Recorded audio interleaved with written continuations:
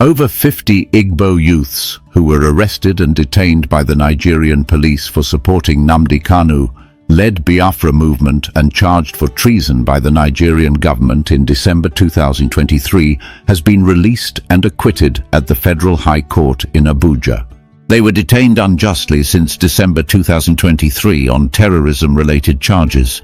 They were arrested on their way to a burial ceremony and accused of treason and terrorism-related charges because of their strong support for Mazi Nnamdi Kanu Biafra movement.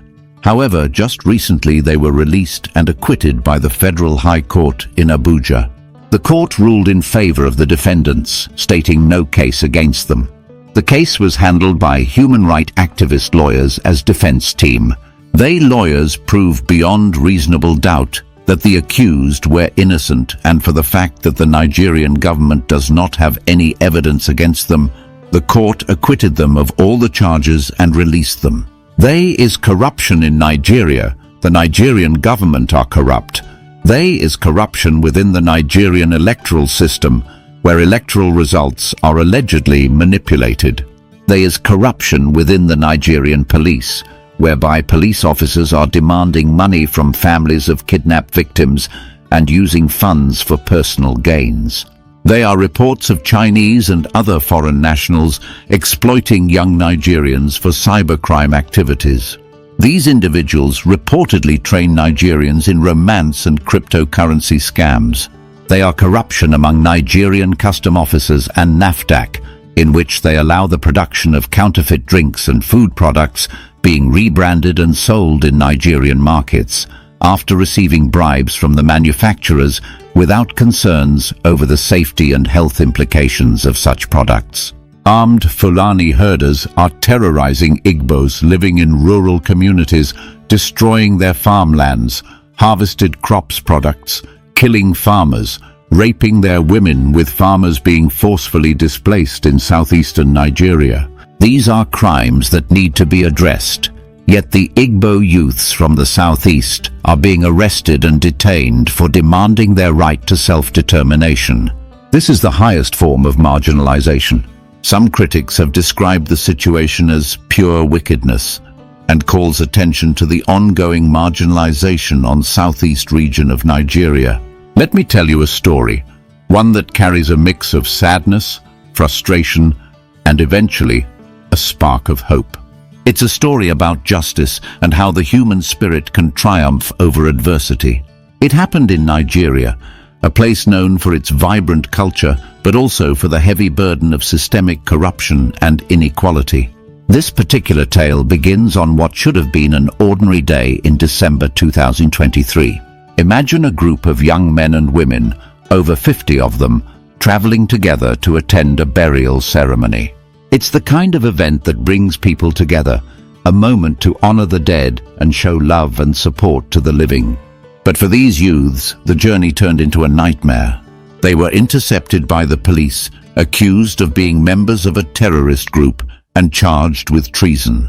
Their crime? Supporting the Biafra movement led by Nnamdi Kanu, a man whose name has become synonymous with the fight for self-determination among the Igbo people of southeastern Nigeria. These young people weren't armed. They weren't causing any trouble. They were just traveling for a burial, like any of us might do. Yet the authorities saw them as a threat, a symbol of dissent that had to be crushed. They were arrested on the spot, transported to Abuja, and detained under harsh conditions. Can you imagine what that must have felt like? One moment you're on a bus, chatting with friends, maybe even laughing about something trivial. The next, you're behind bars, accused of crimes you didn't commit. Days turned into weeks and weeks into months. For an entire year, these youths were locked away, their families left in despair, their futures hanging by a thread. The charges against them were severe: treason and terrorism. These are not accusations to be taken lightly. The government painted them as dangerous individuals, enemies of the state. But those who knew them, their families, friends, and community members, knew the truth. They were just ordinary people with hopes and dreams, caught in the crossfire of a larger political struggle. As the months dragged on, hope might have seemed like a distant dream. But sometimes, even in the darkest moments, light finds a way to break through. This story took a dramatic turn when the Federal High Court in Abuja got involved.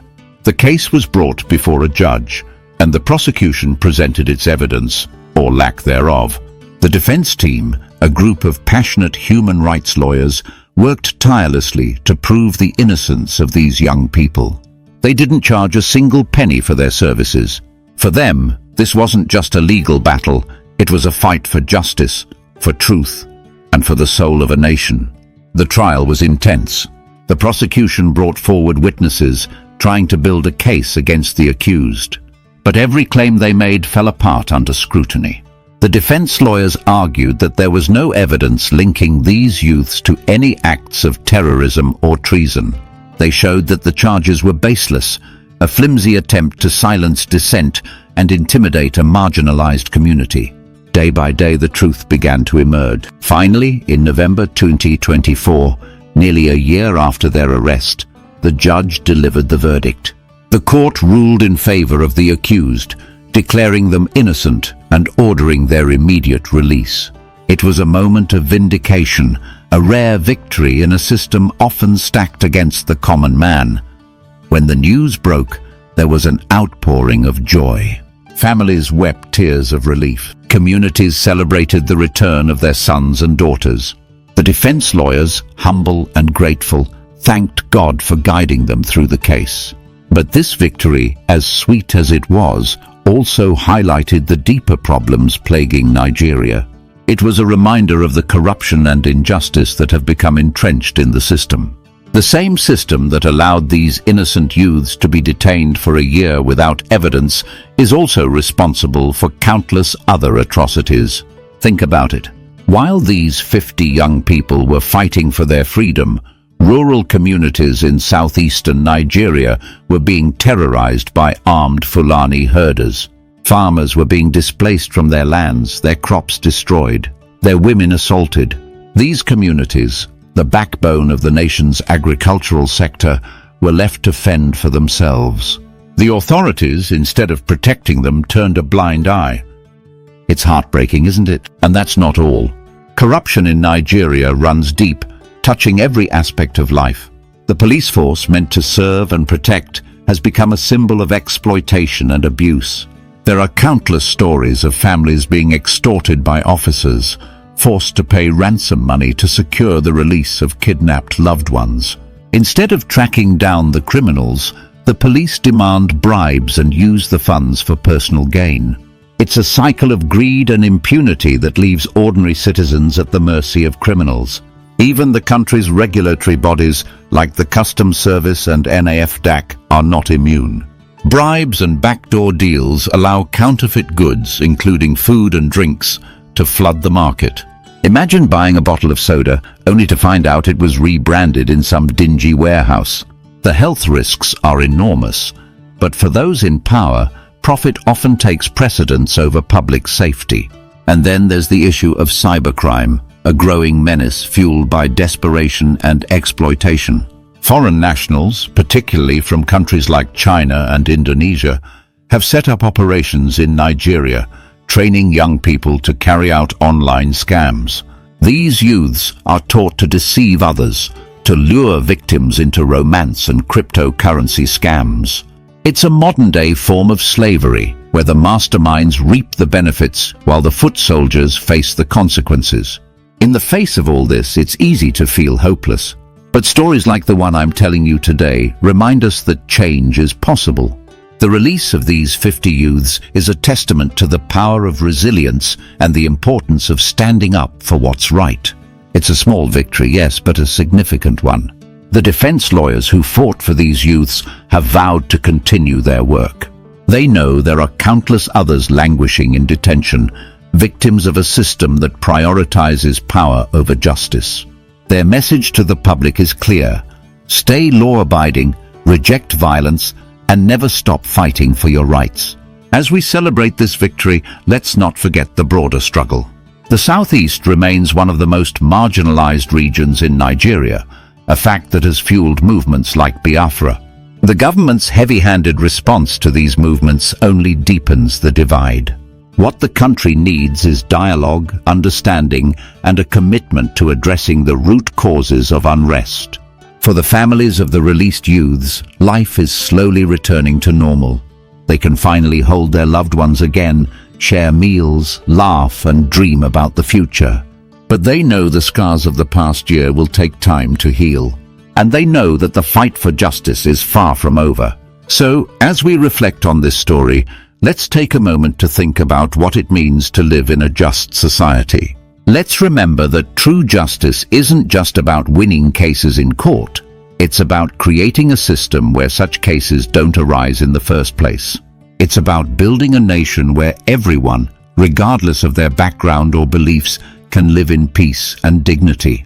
This story, like so many others, is a reminder of the power of hope and the importance of never giving up. It's a call to action for all of us to stand up against injustice, to demand accountability, and to work towards a better future. Because in the end, it's not just about these 50 youths. It's about all of us and the kind of world we want to live in. Yes, as you can see, I'm in my farm. And I'm moving now. Nevofte, what came over the Mevodo. Hatchwater in the Nebelubim. Not any one. Unenaya now, have here now. Iboki reporting cabin, can say, Unenaya, Unavia injured everywhere. And I'm the more woman. Nevofte, what can I to Bunan and 1 hour out of the Hakonka everywhere now. Whatever to Hakonka everywhere now. Unavia, look up an age. Open fortune story. Open a fortune story. As you can see, open a fortune story. Thank you. This thing is happening live in Newe, in Aniri local government of Old Enugu State. Some of you may not know there. Not Newe, that is in Anambra. This one is happening in Newe. You understand? Live. So, as you all can see, the cattle rearers and the cattle are there proudly destroying their crops in a broad daylight. This is not an audio something or maybe a doctored video. You see, they're actually harvesting the rice. And those cattle rearers are there destroying and proudly, confidently destroying their farm produce. And you know, if they eventually try to stop them here, they'll just buy them. You know, they normally work with their gun. If you look at that guy, that cattle rearer, if you look at him very well, you'll see the gun by his side. They always work with the guns, cutlasses, and other weapons. You understand? Just imagine if it's just one person that is there harvesting that crops. Imagine what these people would do. This is how they go about tripping our women, killing our farmers, destroying their farmland, everything. Proudly. Why must these people be in that community? Why? For how many years? I've been doing everything possible best to send these people away from Biafra land, but yet no. See, imagine. Just take a look at them.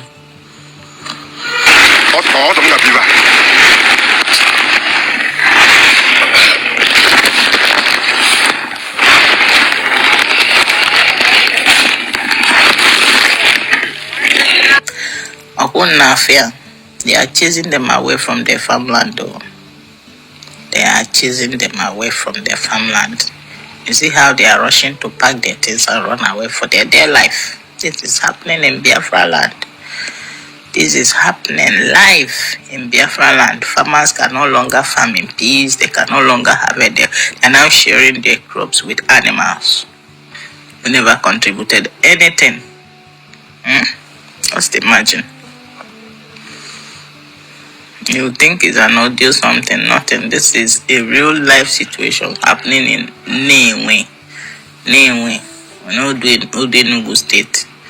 Anyway, is in Aniri. I don't know the actual county that Newe is located right now, but I'm giving you the location based on the old state as Nigeria created it back then. Understand? Just take a look at this. Is pure wickedness. your wickedness. We are arrested at number 7 Oyinjola Street on Victoria Island. That building is a 7-story edifice, and on all the 7 floors you have computers in all of them, and these systems are given to young Nigerians that these Chinese and other foreigners employ. What they did to them, they assigned to them the task of going online to look for victims of romance scam and cryptocurrency scam. Once they are able to convince their victim to invest, the Chinese and other foreigners block them from their system, so they take over.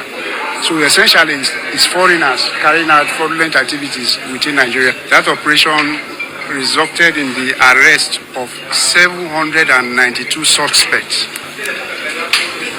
Among those 792 suspects, we have 193 foreigners.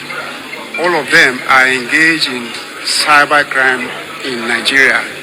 These foreigners, mostly Chinese, Filipinos, Indonesians, and Pakistanis, come into this country and they employ young Nigerians and teach them how to engage in fraudulent activities online. Or was he trying to rescue himself?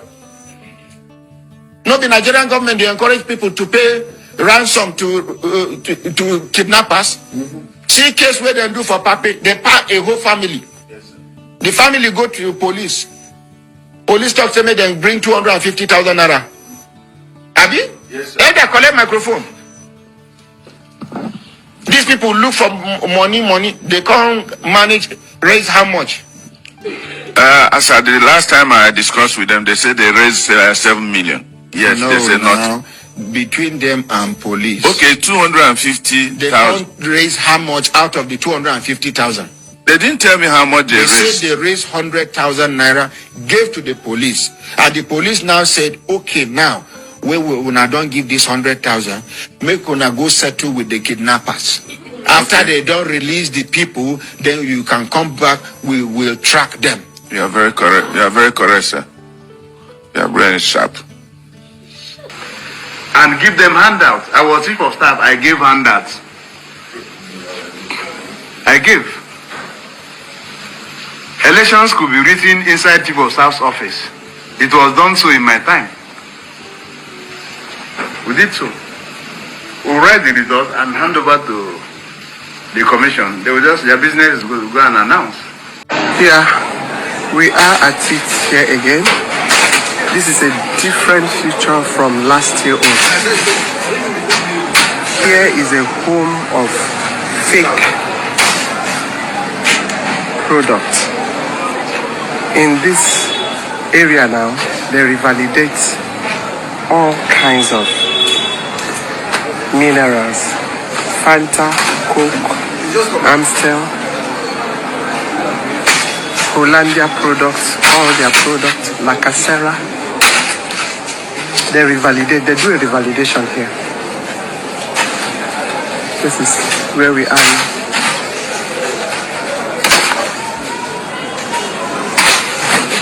It's massive, very massive.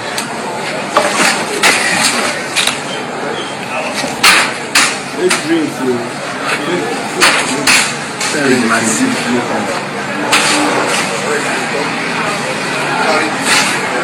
Very massive. This is a whole line. Destruction is still ongoing.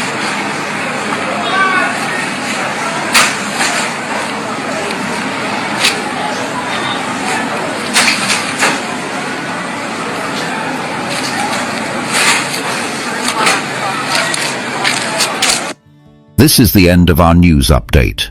Please click the icon on the top right corner of your screen to watch my next video. You will enjoy it. I will see you again in my next update. Enjoy the rest of your day. Goodbye for now.